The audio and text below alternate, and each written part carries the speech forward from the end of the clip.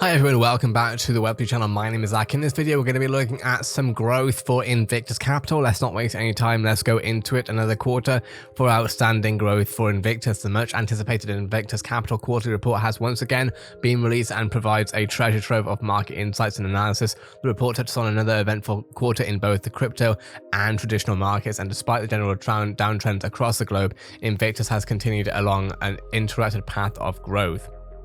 Invictus 5 crypto-centric funds with various risk profiles have all closed out the positive quarter. Basically, the Crypto 10 hedge fund, which uses an innovative dynamic USD dollar cash hedge mechanism, returned 23.91% for the quarter, significantly outperforming the market. Crypto 20, the first fund by Invictus, returned 334.98% during 2021, outperforming Bitcoin by 172.40%. Invictus is also expanding its product offerings, launching its mobile app, migrating to a fully regulated fund structure, and embarking on groundbreaking projects in the NFT and decentralized asset management spaces.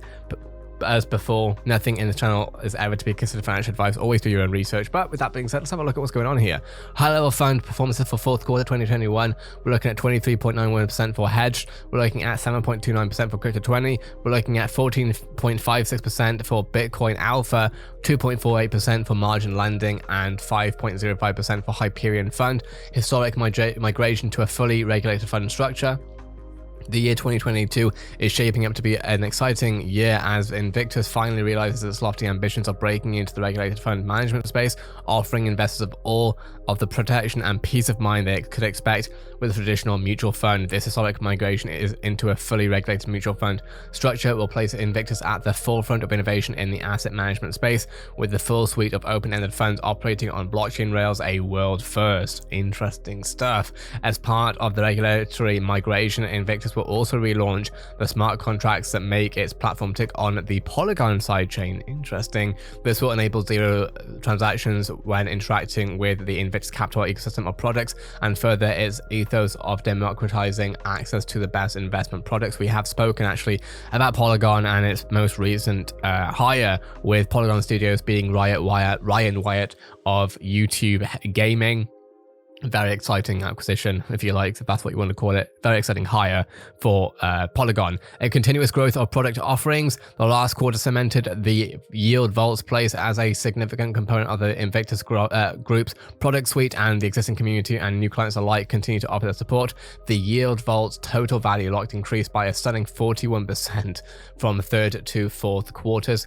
The Invictus Yield Vault offers qualifying lenders to the opportunity to lend Invictus Alpha, the trading arm of the Invictus Group, a $25,000 minimum of their coins for a predetermined fixed period of 3 to 18 months in a return for fixed interest that is compounded monthly and paid in kind. The Invictus Yield Vault accepts Bitcoin, Ether, TrueUSD, Tether, Binance, DAI, USDC, Euro, Tether.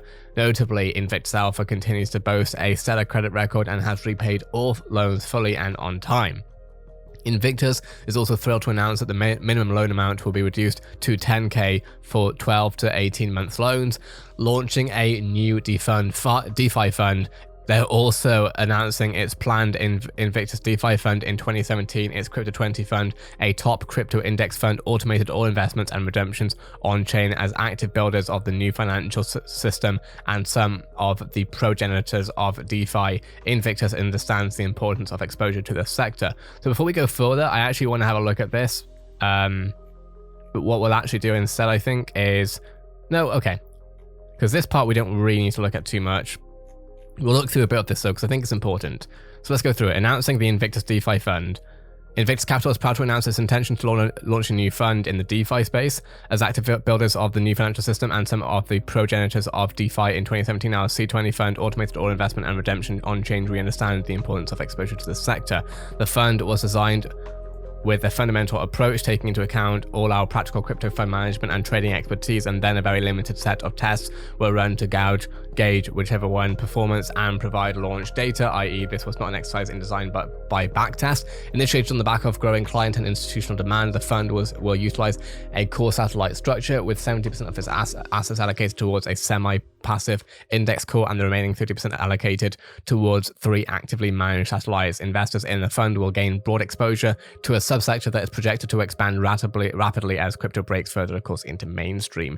Invictus Capital is currently in the process of migrating portfolios into full regulated fund structures in Q4. Once migration has successfully taken place, Invictus Capital will seek to launch the DeFi fund in early Q1. An international test fund is already operational.